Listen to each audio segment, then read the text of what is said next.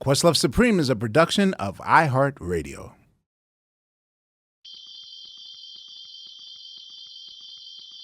All right, kids. You ready, Laia? You ready, Laia? Everything's rolling, Laia. So Let's go. Laia. Here we go, Laia. Jump in the pool. Let's do it. Let's do it. Here we go.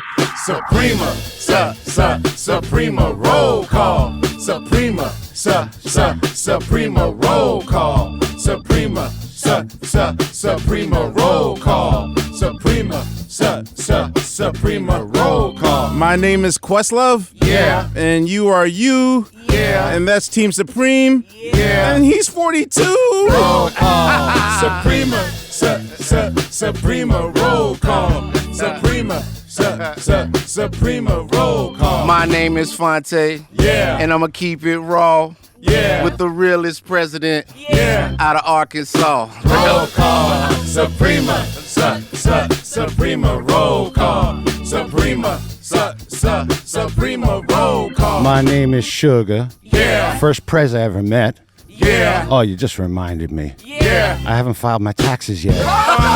Suprema, Suprema, roll call. Suprema, Suprema, roll call. I'm unpaid bill. Yeah. And I got to thinking about my second favorite bill. Yeah. President Clinton. Roll call. Suprema, Suprema, I got that later. Call. Suprema, Suprema, roll call. It's Laia. Yeah. And it's a special day. Yeah. Our first soulful prez. Yeah. Bill Clinton all day. Roll call. Suprema, Suprema, roll call. Suprema, Suprema, roll call.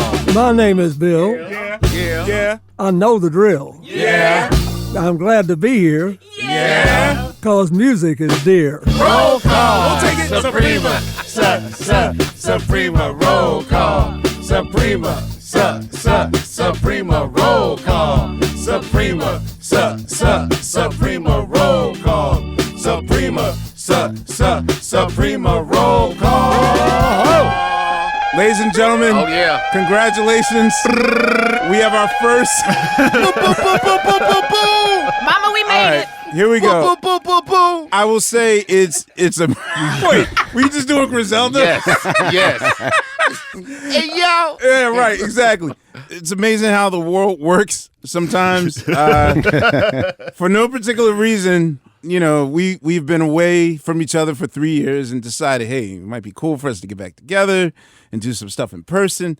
And then life throws you a curveball. And I will say probably no less than 24 hours ago, we got a call. Straight up. And I'll be honest with you, because I was preparing for another guest. And right before I went to sleep last night, I read my itinerary. I'm like, wait a minute. That's tomorrow? Exactly. I thought that was like in the future. Because when you threw it at me, I was like, this will never happen. So, like. No, we all were. Like, what, February 30th of 1976? Like, that's going to happen? I will be saying, yeah, this is happening. And our guest today is the very first time that. You're nervous. Yo, this is Yeah. this is like, that's a first. Yeah, this is the very first time I stepped in a voter booth to exercise all of us. right. Our first president we voted for. You were of Yes. age. The second time. I wasn't. Oh, the second time. Wait, how? I don't think so. I don't know what your age is, unpaid bill. I am 86 years old. No. Okay. Yeah. No, I mean, sometimes you seem younger than me. Then when you have a beard, Did I look like your accountant? Right, exactly. Got it. So I don't know how old you are, but you know. My first vote was for Dukakis, believe it or not. That's how old you are? Dukakis. That's how old you were. Just got the thumbs up. Dukakis. Anyway, live in CDM Studios is where we are. Yeah. And we are very honored to have music lover, musician, and incidentally, the 42nd president of these United States, William Jefferson Clinton, on the Questlove Supreme Show. Thank you. Bang, bang. What is happening? So how are you today? I'm good. I'm better now. I didn't find out about this much before you did. Right. You were like an hour before. Oh, let's head down. Just a casual question. Like, what did you do this morning? Like, what's your morning routine like as of lately? Well, lately, I get up in the morning and I read the papers. I'm old-fashioned. I still read the papers. And then I get my phone and I read the papers I didn't read. Okay. I read my local Westchester County paper and the New York Times in paper. Then I read the Washington Post online, and then I look and see what other articles there are.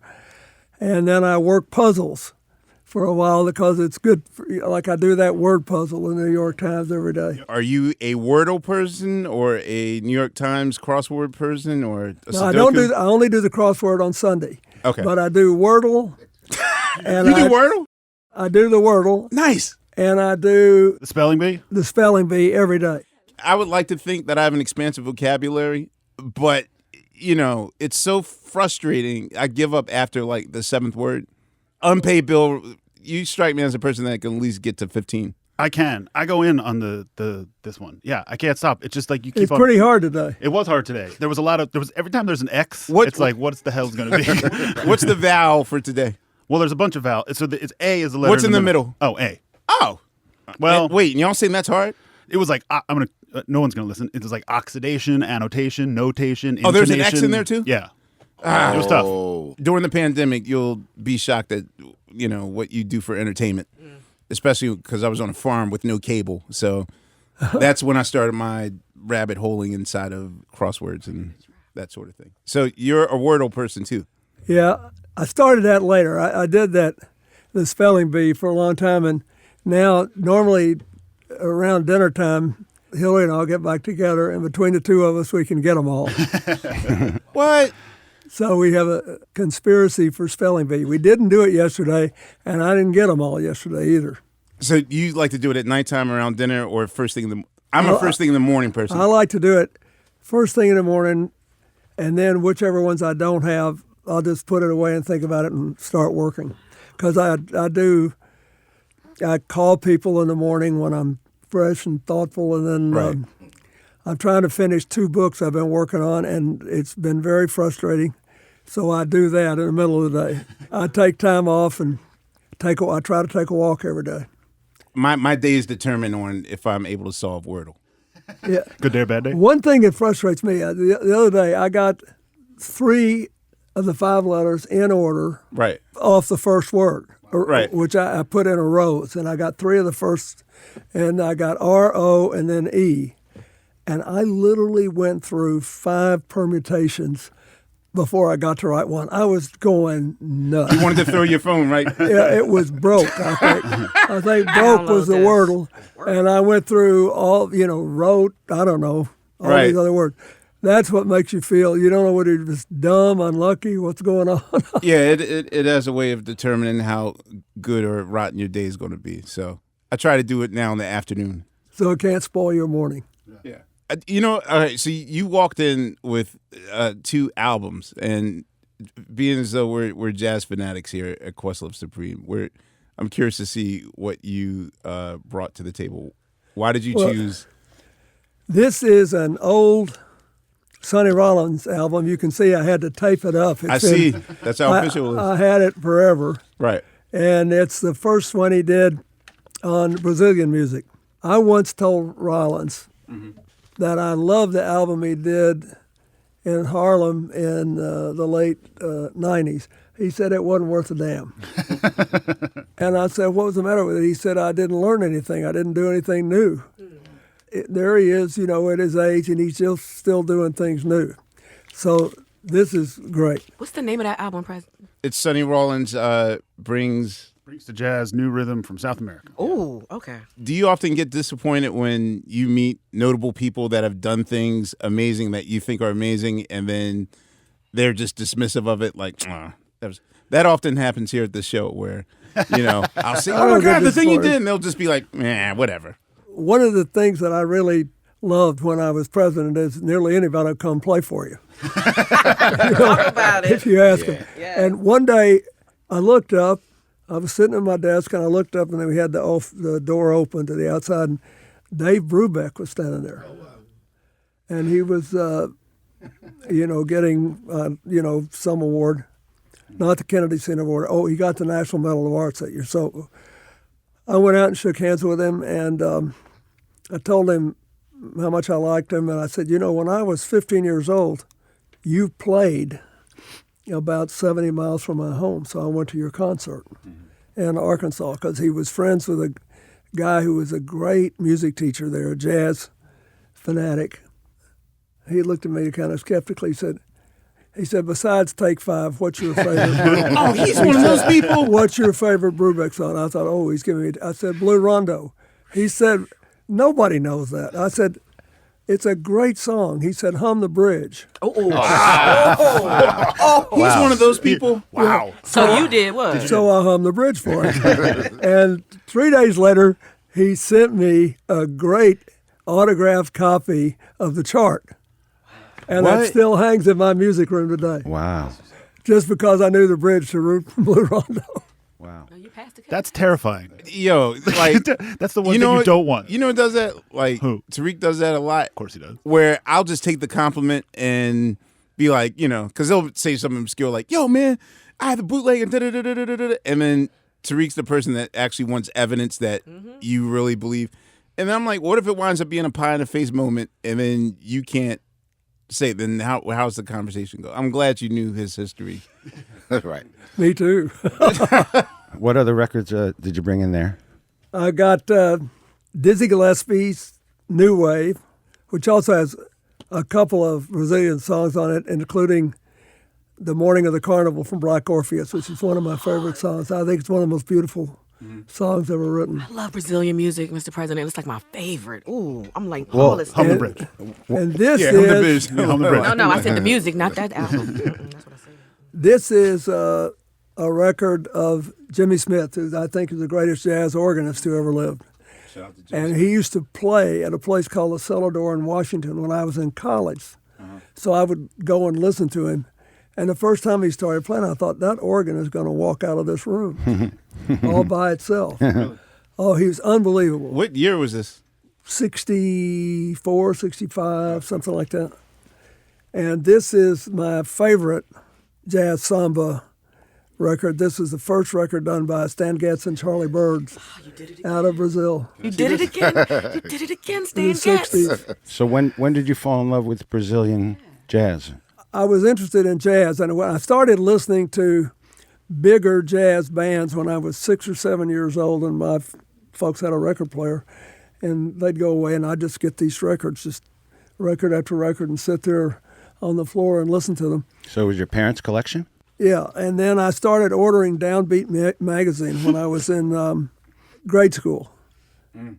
And because they asked me, I started out on clarinet, and they asked me to shift to saxophone because the school needed a saxophone in the band. And I fell in love with jazz, and I started reading Downbeat. And I read it all through high school. And when I could, I'd supplement the record collection, Did you have aspirations of being a professional musician, or did you just love to play music? Absolutely. Yeah, I went to summer camp at the university, and they had some good teachers, and I would sometimes play 12 hours a day. I mean, played my gums were practically bleeding, and I loved it. But when I was 16, I looked in the mirror one day, and I said, will you ever be as good as Coltrane? That's not fair. You talked yourself. Nobody will ever be. Yeah. How are you, the president, talking yourself out of your own dream that young? Oh, I didn't talk myself. I was conflicted. Okay. I wanted to do three things in my life. I wanted to be a doctor that helped people that didn't have access to health care. I didn't want to, be a rich doctor. I wanted to get out there, and I wanted to be Paul Farmer when I grew up. I wanted to be a doctor. I wanted to be a musician, and I wanted to be in politics because I could see when I was a boy how much conflict there still was in America. So I remember it like it was yesterday. I was 16, looking in a mirror, just begun to shave, felt big. And the reason I asked this question is you couldn't make a living as a jazz musician in the 60s unless you did the clubs. Nobody had these massive record contracts. Jazz musicians didn't feel, it wasn't like Kenny G later made a lot of money, going around. You couldn't make a living unless you did the clubs. And so your chances of becoming addicted to drugs were roughly 3 times your chances of having a successful family and raising kids that were healthy. I mean, it was a big risk, as Coltrane and lots of others found out. He was a genius. Have you ever got to witness him in person? No, I never heard Coltrane in person. Okay. I do have at home an autographed album that a friend of mine found for me, where his face is has gone into runny paint. It's fascinating looking album. I never heard him. I never heard Getz. I did. Herb Alpert.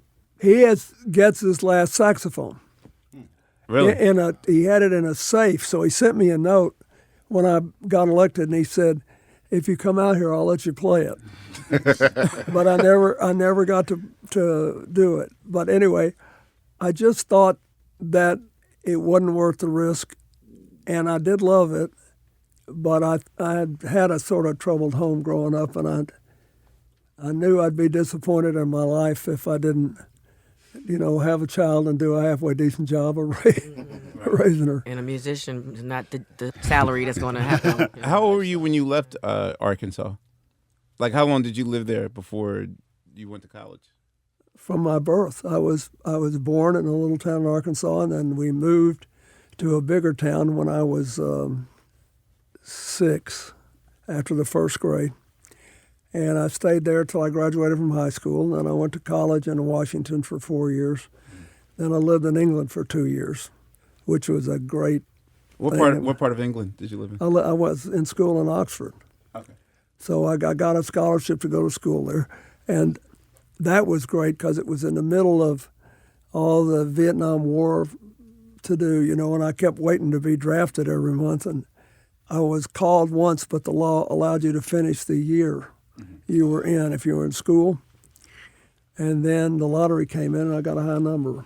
Did you go to the club scene a lot in London when you were living there? No, but I went to, we were talking about concerts. I tried to find whatever music I could. Right.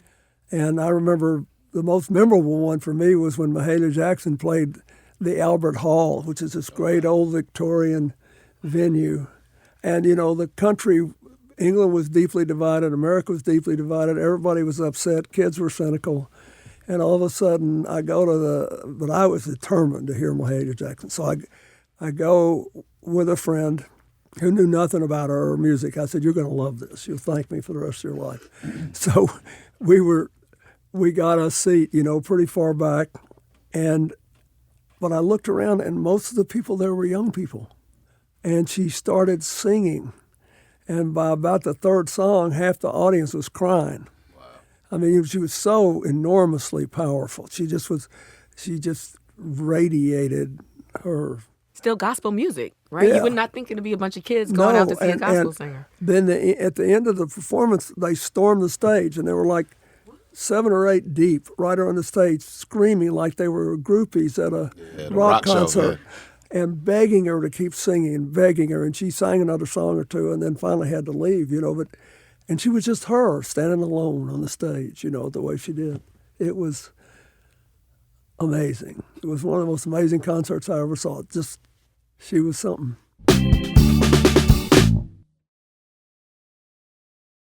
Well, I wanted to know, what your music experience was in Arkansas, because you seem pretty open-minded to just art and all that stuff. How does one do that from... In a segregated South? Yeah. Well, we weren't all the same, It's not like it, even today, it's more well to the right of where it was in the 1970s. Okay. Oh, wow. Most southern states are in the small towns and rural areas because of what's happened to the information ecosystem and a lot of other things.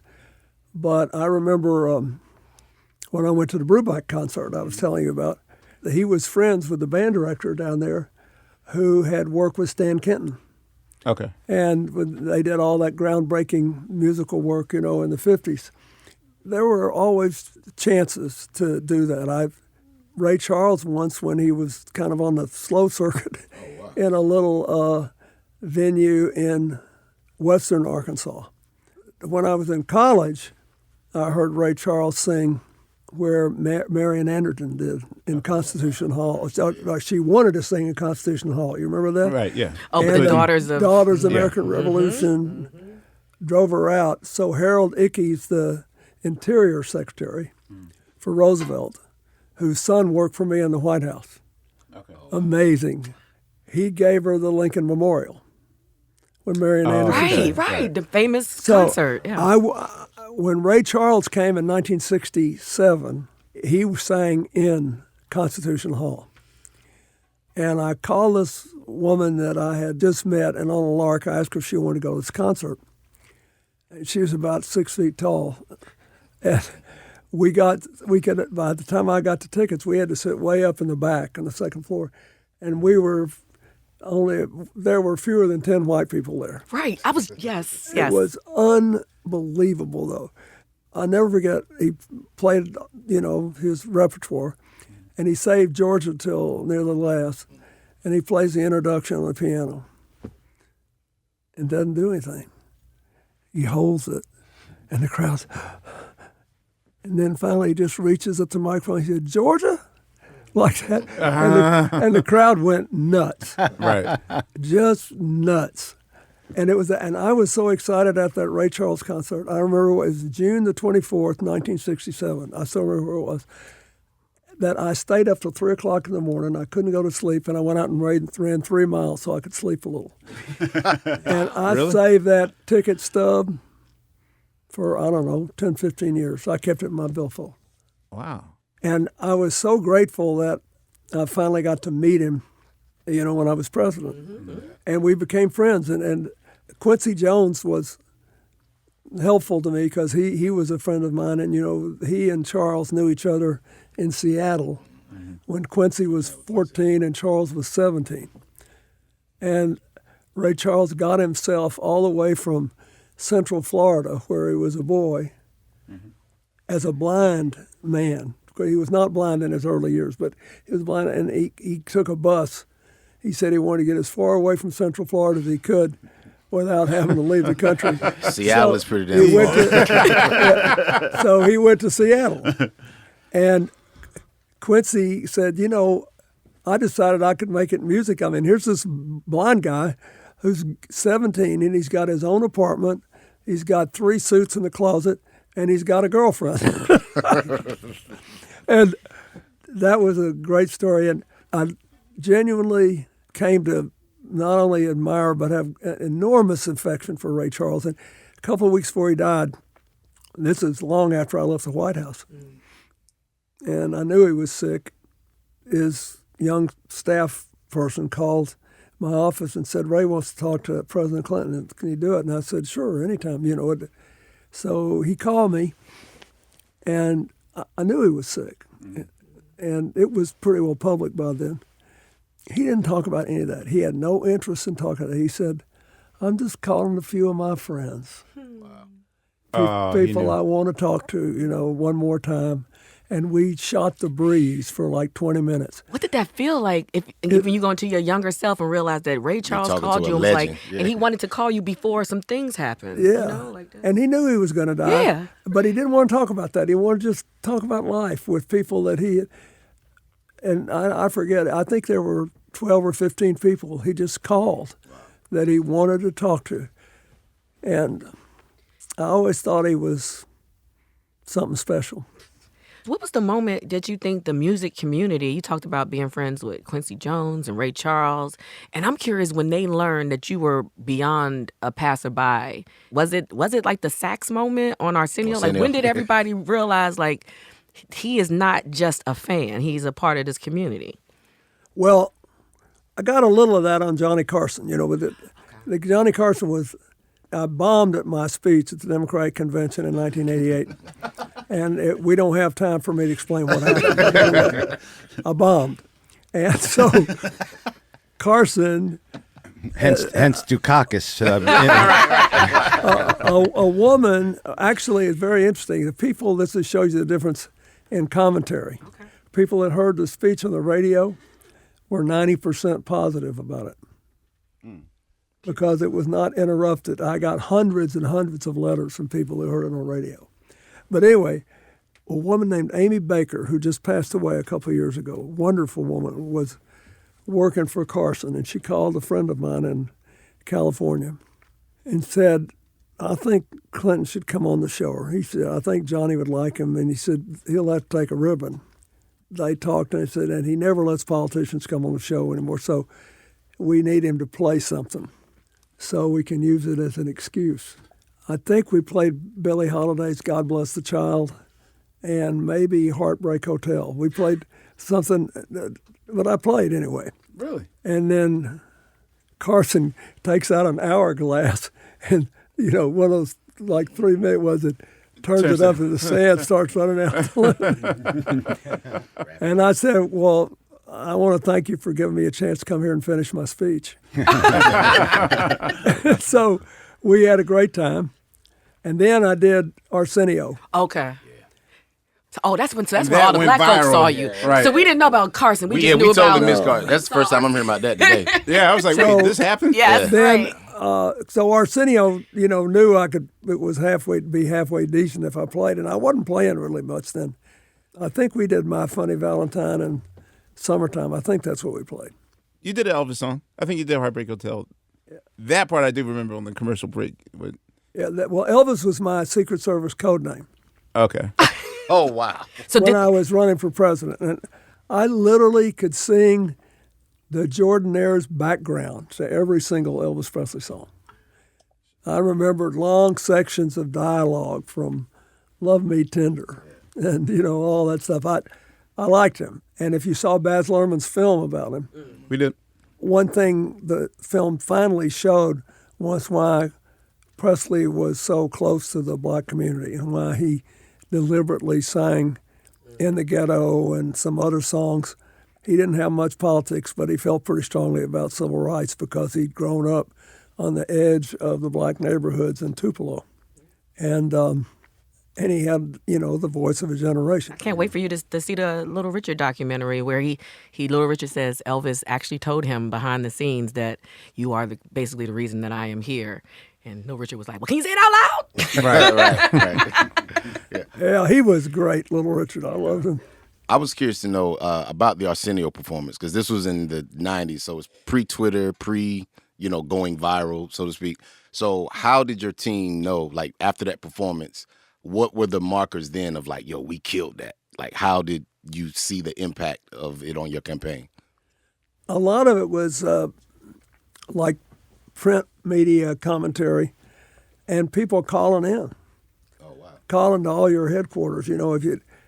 We used to send out our idea of rapid response was we had a system. We had 10,000 people throughout the country that we sent faxes to every day. We sent them faxes. We said, here's what we need to push today. And they would call their local newspapers. They would call their local radio stations and try to get the message out.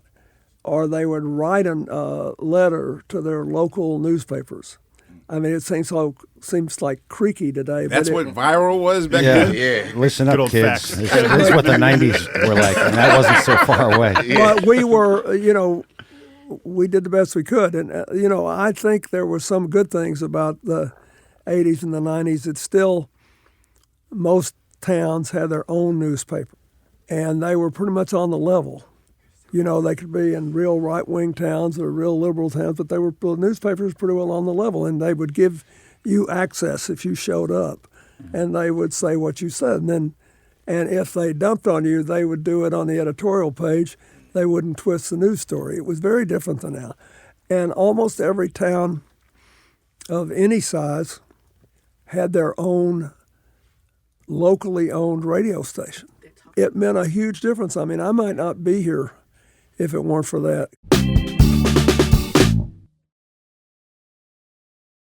All right, I got a question. And, I was trying to figure out, again, with less than 24-hour warning, you don't know, like, what angle we're going to go in. And this brings me back to, if you remember on the internet, they started this trending question, like, would you rather have $500,000 or a dinner with JayZ? Right. What would you choose? And $500,000. Come on now. Come on. No, but the thing is like, it's either would you rather get wisdom on how to to run the Right. game and create your own game, and or da-da-da. just whatever. Just give me the money. though. Money. Right. Okay, but time out. But I got you. But my question. JayZ would tell you to take the money. Yeah, what are you talking about? No, but since we have you here, and I feel like at least for the five of us, and by the five of us, I also mean like the community that listens to this particular podcast. All of us, I feel, are either in our pivot moment in our lives or in our career. Like all of us do something notable here. Like he was part of the Hamilton team, and he's been a longtime engineer. She's been a radio host. He's been like a hero to many in the hip hop community. And now we're kind of at this place in our lives where we're sort of flirting with leadership roles. And, I would like to ask you, as a person who sort of volunteered for this life, to be a leader and all those things, because it comes with a lot from the outside looking in, or I don't know if I'm inside thinking I'm outside looking in. It seems like a thankless job to be a leader. And I'm not just talking about president. Let's take it down. Yeah. Why would you ever want to subject yourself to having to always think quick on your feet, always having the answer, having to, whatever the metaphorical term, reach across the aisle to speak to someone, to nuance a relationship, to do a long dinner just for that one person, and you got to do it like 100 times. I guess I'm basically asking is, like, all of us are right now sort of at the bottom looking at whatever our Mount Fiji or whatever the mountain is that we see. Why should we want to be a leader? Like, what's the motivation? Yeah, what's the driving force? Yeah. Most of life is a social experiment and a social experience. So if you feel strongly about something and you want to impact it, your chances are much better if you can lead a pack that agrees with you. And I think that's really important. That all these questions no one can answer but the person affected. But I think it starts with how you keep score. I mean, we all keep score, whether we admit or not. We keep score on ourselves. I wish I were a little taller. I wish I were a little. If I'd had LeBron's body, I'd have gone a different line of work. That kind of stuff, We do that.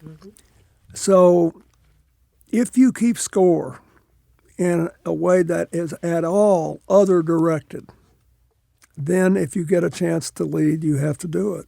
And people won't resent you if they see that it's other directed. I mean, to me, I decided when I got into this, I said, why are you doing this? And I realized I had to have some way of keeping score. So I keep score as follows. Are people better off when you quit than when you started? The children have a brighter future. And are things coming together instead of falling apart? And if you can answer yes to all three of those questions, I think your life's a runaway success, even if you have heartbreak, even if you fail, even if you make colossal mistakes. And if you make enough decisions and you live long enough, you will make mistakes. I think that's it. But if you keep score in any way that is other directed, you want to increase people's love for music, you want to increase people's understanding of the social impact of music. You want to get people who never thought about how America got started to see it through eyes they can feel, and you do Hamilton. You did whatever it is. There's a price. You should be president. So bad news, guys. We have to care about other people and not just ourselves. Hang on one second. We gotta let this go. I knew it was coming. I knew that was coming. Sorry, so go ahead. That's my theme music when I say something brilliant. Go ahead. We didn't mean to interrupt you, Mr. President. Were you finished with your thought? Yeah, I'm done. Well, as of this taping, we lost. Harry Belafonte. Yeah, one of the most crucial leaders of someone that I looked up to, because the role that Harry Belafonte played, all those things in social change, right? Because I don't want to have to, like, what I'm known for now is just like, hey, a hustler. I'll do this job and this project and that project. But, I'm wondering, like, at 60, at 70, like, what is my life going to be? And right now I'm thinking, like, okay, I want to get into philanthropy. So I'm kind of like working my behind off now so that I can be in the position to be that person when I get to my 60s. And I'm also trying to get out the place where, like, I'm writing my future down. Like, okay, in 10 years from now, I'm going to do that. I'm now learning a lesson where I wake up every day and just like this, like, this was definitely not on my bingo card list, like, at all. This conversation. But things like this have been happening to me almost consistently for the last 2 years where, I'm such a meticulous planner and this is what I'm doing. This is how my future is going to be. And then universe, like, kicks over and this is what you're actually going to do. So, as far as Harry Belafonte is concerned, that's kind of how I thought, okay, that might be the path I go, where I plant ideas in people and then they implement these things and change happens. Be it We Are the World or the Civil Rights Movement or even Beat Street. Beat Street, I'm about to say. Right, even Beat Street. But I don't know. You said keeping score. And for me, keeping score means that there are two sides and you have to be a coach to do that. And the way that politics is now, it's enough to give me pause and just be like, I don't know. Let me just cut a check and hide in the woods. Like, I've never been the hide in the woods person, but I bought a farm 3 years ago thinking, like, I need a place in the woods to hide in case the worst case scenario happens. So me personally, I'm on the precipice, on the line of, like, do I have to be that person? Do I have to be the Harry Belafonte that's no longer here? Or do I just hide behind somebody here and you do it? Like, what would you say? Because I would say you need to do a little bit of both. And let me explain what I mean by that. Harry Belafonte worked his way into what you might call direct action, where he's marching with Dr. King. Mm-hmm. But I was thinking, I was telling Angel on the way down here today, I remember one of his earliest movies when he was still a Calypso King. Mm-hmm. And he was a beautiful man. God knows he was beautiful. And so it's sort of a proto-colonial movie. I'm embarrassed, I can't remember the name of it. But he's a guy in the Caribbean. He's interested in what's going on in this little country. Mm. And this white lady sort of falls in love with him. Mm. And when they did this movie, it was a pretty brave thing to do, to deal with all that. There wasn't many movies dealing with all that. So he made his statements in the movie, and it was, as a matter of fact, a good movie, and he did a good thing. And then he used what he had earned to start marching and getting involved with these other things and doing it. I want to say something that almost contradicts what I told you earlier. I do think you have to know how you're going to keep score. And then you lay out a plan. But people ask me all the time about how did I survive these tough campaigns, or what do you do when you're president? And I remember when Hillary ran for the Senate from New York, nobody asked her or her opponent, what are you going to do when they bring down the World Trade Center? So life is always happening to you. So basically, you have to think about what you just said. And I think it's a good thing you bought a farm, by the way. But it's a oh, I'm right next to you. Trust me. But let's just take a politician. Say, vote for me for mayor, and I will do 1, 2, 3. Okay, then you get in, and George Floyd gets killed on your streets. Or you're way up north, but for the first time ever, a tornado takes out half your town because of climate change. It's moving the tornadoes north. Okay, so you say, how should I think about this? Well, first of all, you'd have to be heartless not to deal with what's happening that you didn't plan for. But if you don't also do what you said you would do when you ran, the people that were your most ardent supporters may feel let down, and you may feel let down.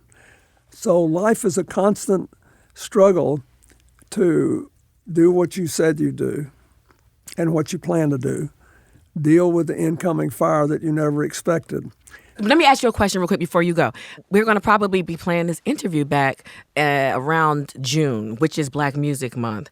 I wanted to mention this because although President Carter was the first one to invite, of course, the Black Music Coalition to come to the White House, you, my friend, were the one who signed the order and invited Jimmy Jam, Terry Lewis, Deanna Williams, the Isley Brothers to come to the White House and make it official. Can you talk about that?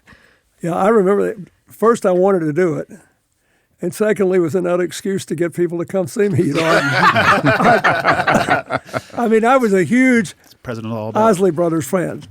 And I love this old heart of mine. I get it out every now and then and just play it again. There are all these songs. You have songs you replay from your life, don't you? Yeah. All the time. I live in the past. I think Nina Simone's I Wish I Knew How It Would Feel to Be Free is the best recording of that song, and it's the best little-known song of the Civil Rights era. Right. And when I get really down, I just put it on and play it. But anyway, that's what I wanted to say about it. I want to make the point I was trying to make before. Whatever anybody's listening to us, you worry about how much money is it and what am I going to do? People need to worry more about how am I going to do it. If you're going to keep score in terms of other people's lives and your impact on it, you have to worry as much about how you're going to do it as what you're going to do and how much money you have or don't. Beautiful. What's the stuff you listen to when you need to get up? Oh, For Once in My Life. Oh. Really? I play Stevie Wonder for once in my life. Yeah. One last jazz question from me with regards to the saxophone. Oliver Nelson, are you an Oliver Nelson fan? Yes. So there's an album on Impulse called Tribute to John Fitzgerald Kennedy. I was just wondering if you've ever heard that one. No. Check it out. I'll do that. Yeah, it's classic. I got a bunch of those albums. Yeah, Oliver Nelson. Pharoah Sanders, were you a fan of his as well? Oh, yeah. You know, he had Arkansas connections. Yeah, he's from And I talked to his family when he died. You're reminding me that I'm doing my first show in Arkansas in 4 days. Wow. You are? Ever? Yeah, but the Roots have never went to Arkansas ever. Wow. So there's Where are a you going to do festival. it? Little Rock? I think we're going to Little Rock. Yeah, there's a festival down there. So it'll be interesting to see the town. You'll like it. That's a good town. I'm going to see it. So If you want to go to my library, let me know. I'll set it up. It's right there. I might do that. Just say yes. No doubt. Just say yes. I will absolutely do that. Wow. And there's we just opened the new Arkansas Art Gallery, which is old, and it's beautiful. Really? And a brilliant woman architect named Ginny from Chicago did it. Okay. It is a fabulous place. Wow. I shall be going there. How big is that vinyl collection? You didn't tell us. Like, how many records you got and where you keep those things? Oh, I keep them at home in New York. Okay. I've got over 100 of these in New York. Okay. But I also have that many in Arkansas. There's an apartment upstairs in the library, and I've got them there. Okay. So I still play them. There you go. Well, sir, yeah, this could actually go on for 12 hours, and we wouldn't care. But your people are like, nah, you got to wrap it up now. So on behalf of Fontigolo and Laia and Sugar Steve and Unpaid Bill, thank you very much, President Clinton, for gracing our show. Yes. Oh, you didn't get to, hey, President, you didn't get to tell about your summer of soul. Damn, we were supposed to talk about That's that. next time. That's next time. Next time. Okay. Part 2. Okay, part 2. Thank you very much. Questlove Supreme is a production of iHeartRadio. For more podcasts from iHeartRadio, visit the iHeartRadio app, Apple Podcasts, or wherever you listen to your favorite shows.